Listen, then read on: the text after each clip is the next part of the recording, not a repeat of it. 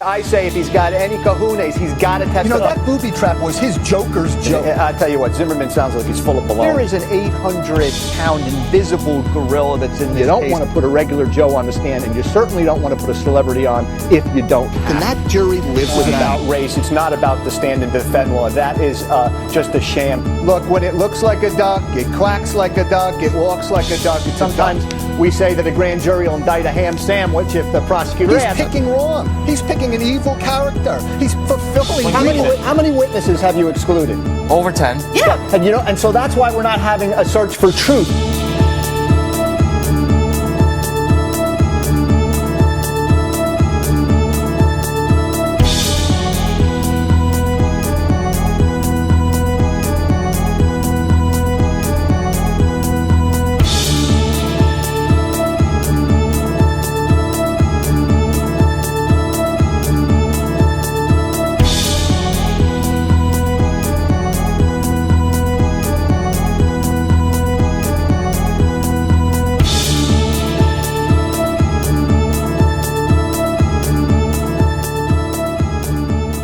We're going to bring in now Jeff Gold, who, as you know, is a criminal defense attorney with Gold and Associates. He's also an It's Your Call legal correspondent. He's been traveling the country covering trials for us. He was at the trial and the sentencing of Jerry Sandusky. It's nice to have you back with us. A lot of people think Jerry Sandusky is guilty because he allowed that statement to go forward on national TV and say nothing. Joining us now from Bellefonte, Pennsylvania, Jeffrey Gold, criminal defense attorney, is closely following the case.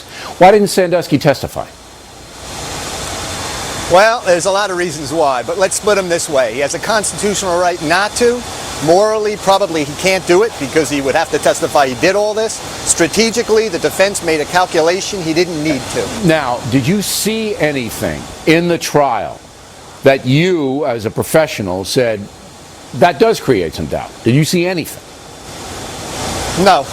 I know. All right, so let's stop you there. Prosecutor and a defense attorney. I appreciate your honesty. I appreciate your honesty. The defense has probably given them some things to hang their hat on so they can go home to their friends and neighbors and say why there was an acquittal. That's the kind of thing that doesn't happen for a regular Joe who's on trial. He doesn't have that head start. So that's what I mean by you don't want to put a regular Joe on the stand, and you certainly don't want to put a celebrity on if you don't have to. But can those jurors really live with the fact that these 10 kids, A, got raped, and B, had to come forward to a trial because Jerry Sandusky wouldn't take responsibility, and C, in order for them to quit, the jury has to call all of those 10 liars. Can that jury live with that?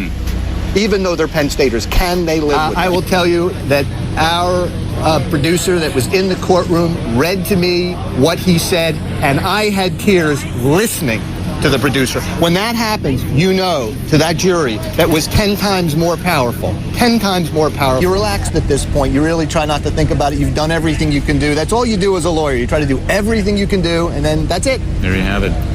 Always great stuff. Good expertise there, Jeff. And he just nailed it. It's in the jury's hands now, and we continue to wait. Jury continues to deliberate. We're going to keep you updated throughout the afternoon here on HL. I want to bring in a friend and colleague, Jeff Gold, defense attorney, who's been with us through our coverage here. And you called it. You said all along Friday that this the average for a pretty quick trial, about a day and a half. What he did here is, instead of what you have shown, that Jerry Sandusky is guilty, he decided in a self-serving way to say that the reason Jerry was convicted was his adopted son, Matt, came out at the end and also revealed that he was a victim. Shame on Ammon. No, it doesn't. I tell you what, Zimmerman sounds like he's full of baloney. This case is where the objective evidence of a 911 tape, it reminds you of Rodney King. Had Rodney King not had a videotape in there, nobody would be up in arms. Because this objective evidence has come out, which is going to dispute everything that Zimmerman said, we're all going to know that it's a crock of baloney. This is where we agree. This is about race. It's not about the stand and defend law. That is just a sham. That's not what this is about. That's just being used as an excuse. If you want to have a media war about this, you don't make it about George Zimmerman himself. You make it a cause celeb for victims' rights, with him not being the defendant in the case, but him being the champion of victims' rights. Here's why, Jeff. People say, one second, people say every day, wives say every day, honey, I'm going to kill you if you don't put that toilet seat down, okay? If you find the guy dead a week later, yeah, the toilet seat's up, are you going to convict him? But Judge, here's the bigger issue. I got to tell you, Mike, it was kind of unbelievable. This poor witness, really, you could tell, meant nothing by it. She thought she was just answering the right way. That sister walked out of the courtroom trembling. Wow. Look, there is an 800-pound invisible gorilla that's in this case that the state did not take on, and that's the issue of professional courtesy. It began at the scene.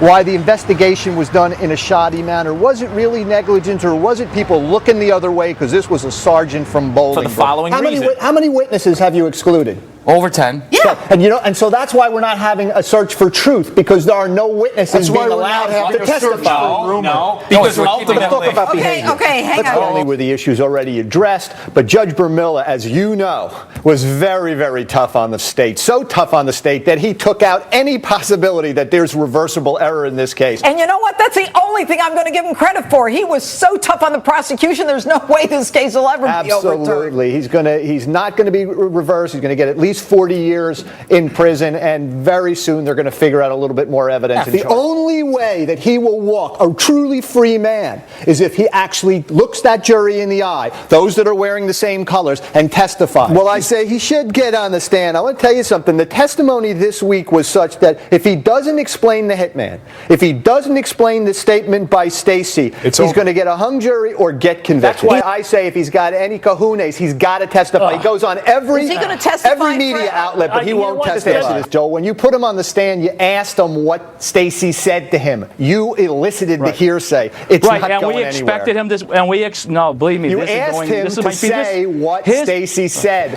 If it snowed last night, you can say I woke up, I looked at the snow. That's direct evidence. But you also can say I went to bed, no snow on the ground. I woke up in the morning, there was snow on the ground. It's just as satisfying. The state is making a circumstantial case. What we had on that readback yesterday was Stacy talking to that jury. That's the thing they wanted. They wanted to hear from Stacy, and they did. And I think that the defense did not touch Reverend Shuri. I think he did a great job, and I think he's the best witness for the state. The child had a catheter in the heart still.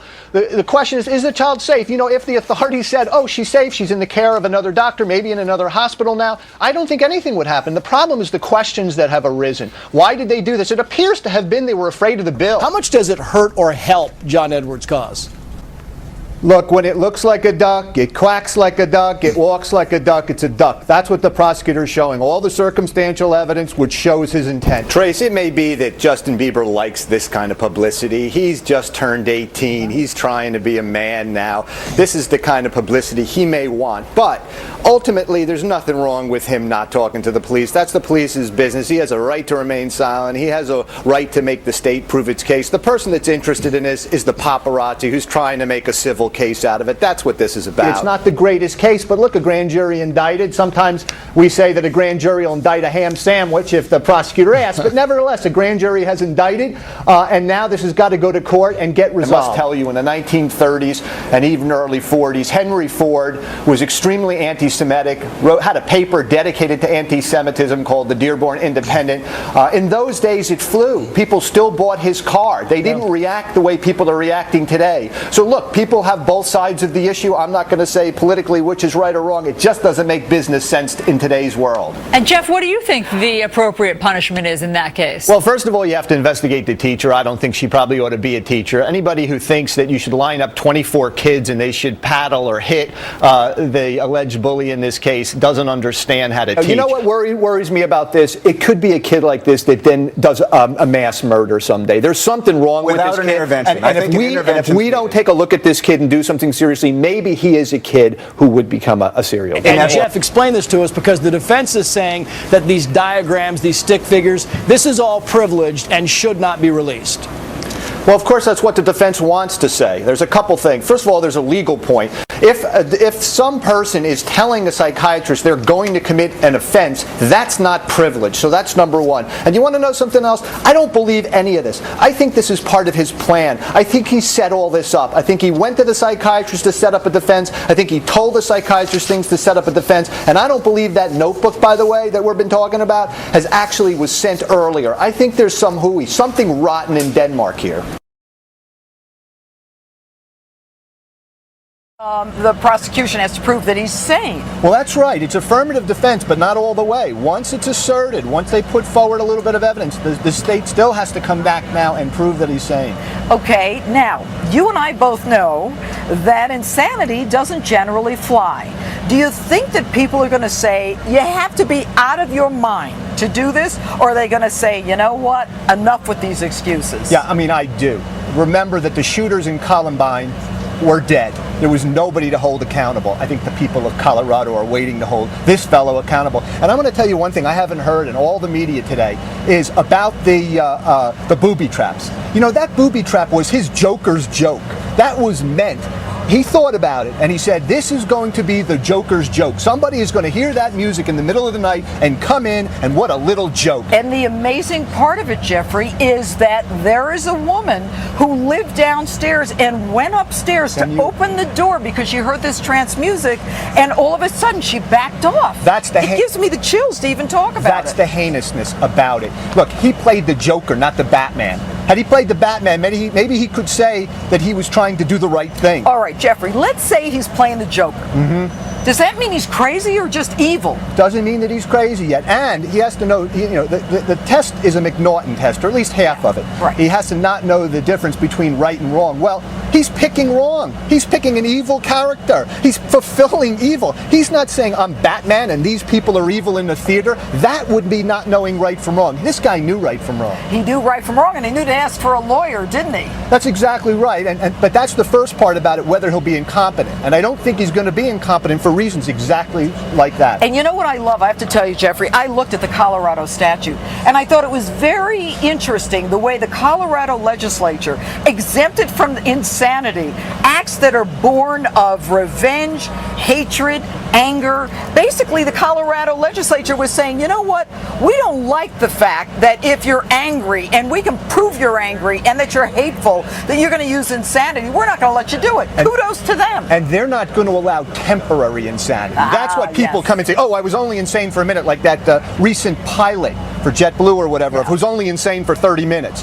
They're not going to allow that to happen here. So it's going to be very interesting. He has to really be out of his mind, just as you said. Well, you know, there are those who would say that, you know, he's probably a schizophrenic and all that. But don't you think there has to be a history of mental illness of some sort of outrageous behavior? And the only thing I heard is a traffic ticket. I don't think there has to be a history, but I think he has to be out of his mind, literally not know what's going on. And if he understood what he was doing, which was creating a plan, a very intricate plan to make a movie scene in a movie theater, and then have a booby trap as a little side joke that the Joker would make, this guy is going to be convicted. Can he get a fair trial?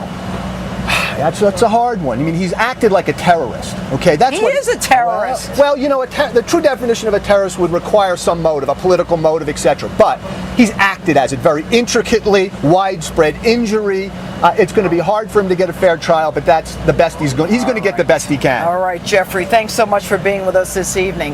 And that's it for us tonight.